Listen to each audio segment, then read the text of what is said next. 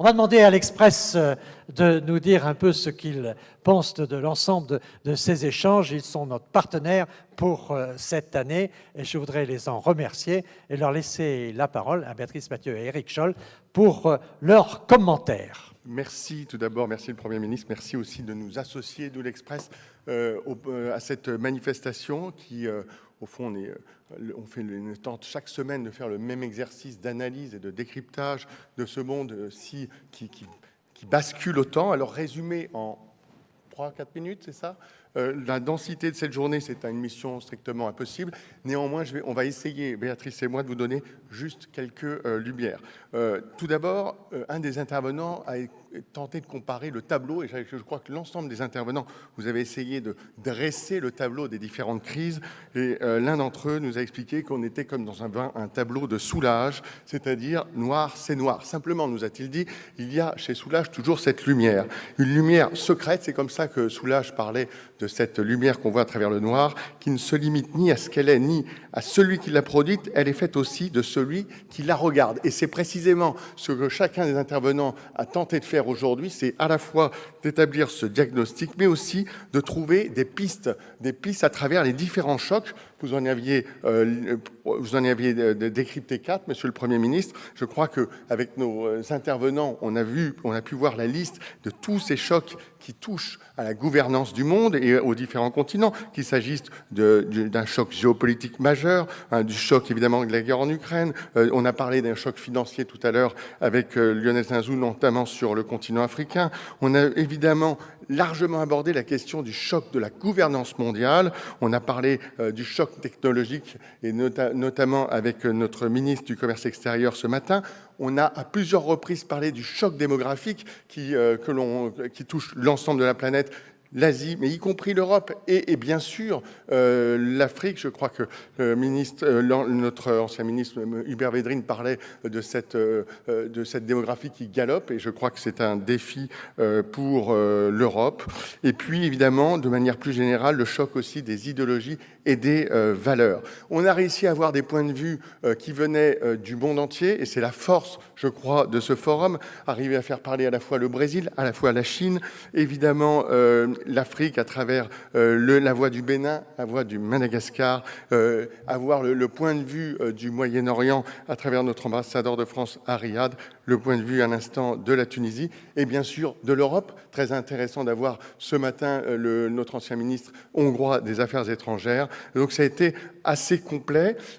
Juste deux citations, je ne peux pas vous faire une recension complète, mais sur la gouvernance mondiale, je retiens ce que nous a dit Louise Mushikiwabo en début d'après-midi, en particulier les pistes qu'elle a ouvertes sur comment...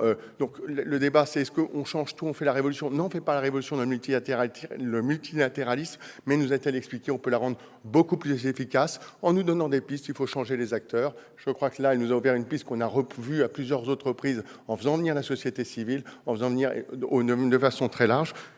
C'est aussi un des thèmes qui a été abordé dans l'exposé de Jean-François Copé ce matin. Et puis, nous a-t-elle dit, il faut aussi changer les règles et les méthodes. J'ai trouvé ça extrêmement intéressant. Et aussi le petit mot, je pense, qui était l'exemple dans l'intervention de Madame Vainala Rarina.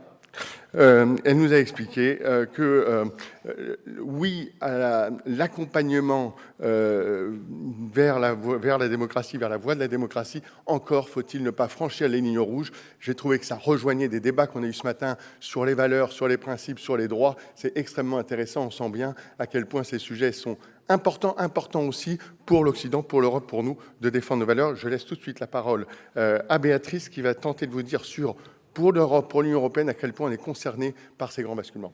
Oui, alors l'Europe au pied du mur, hein. Comment faire en sorte, on s'est beaucoup posé cette question-là, comment faire en sorte et pourquoi l'Europe ne peut pas et ne doit pas sortir de la photographie. Pour reprendre l'expression de Nathalie Loiseau, hein, parce qu'on n'a pas trouvé mieux que l'Europe, hein. Hubert Védrine l'a dit aussi.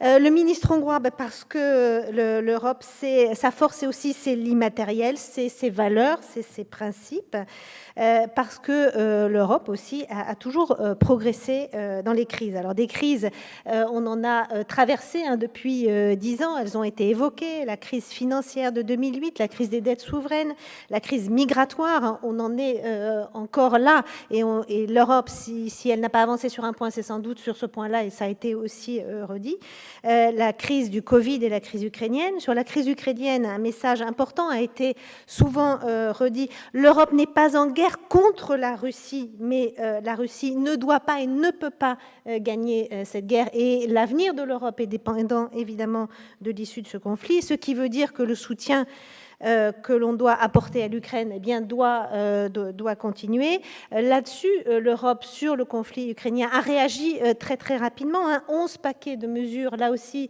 ça a été dit, 11 paquets de mesures de sanctions économiques, et puis un soutien militaire, même si on a, au départ et tout au fil de l'année, évolué dans le soutien militaire et dans les équipements que l'on a donnés, il doit se poursuivre. Sur le volet économique et stratégique, tous, vous l'avez redit, il y a une forme de réveil européen et de sortie de la naïveté européenne, avec un mot qui est revenu aujourd'hui et qui était tabou depuis des années, c'est la souveraineté énergétique, la souveraineté stratégique, la souveraineté alimentaire, la souveraineté technologique, la souveraineté aussi dans le médicament.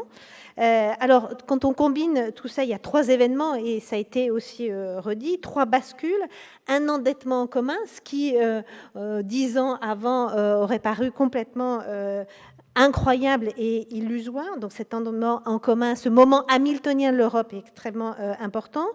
Une réponse à l'Inflation Reduction Act qui a été très rapide, même si on pourrait dire elle est basée beaucoup sur des aides d'État, mais bon, il y a eu une réponse qui est là.